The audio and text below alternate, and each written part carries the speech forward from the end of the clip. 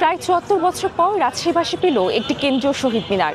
দীর্ঘ অপেক্ষার অবসান ঘটিয়ে রাজশাহী জেলা পরিষদের পক্ষ থেকে নির্মাণ করা হয় এই শহীদ মিনারটি। রাজশাহী মহানগরীর রাজারহাটা এলাকায় ১ বিঘা জায়গার উপর ৮ কোটি টাকা ব্যয়ে রাজশাহী জেলা পরিষদের পক্ষ থেকে এই শহীদ মিনারটি নির্মাণ করা হয়। এই শহীদ মিনারটি নগরীর কেন্দ্রস্থলে হওয়াতে রাজনৈতিক, সামাজিক, সাংস্কৃতিক সংগঠন সহ সাধারণ জনগণের কেন্দ্রীয় মিলনস্থলে পরিণত হবে বলে আশা করছেন স্থানীয়রা।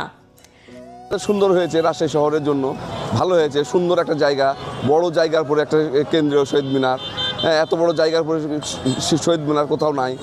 এইরকম একটা বড় শহীদ মিনার আমাদের এখানে ছিল না, এবং কালকে একটা বিশেষ দিন ২১শে ফেব্রুয়ারি আন্তর্জাতিক মাতৃভাষা দিবস, এবং সেই উপলক্ষে আজকের এইভাবে উন্মুক্ত করে দেওয়াটা আমার কাছে খুবই আনন্দময় একটি সময় মনে হচ্ছে। আমার প্রাইভেট শেষ করে দেখা করতে এসেছি, দেখতে আসছি।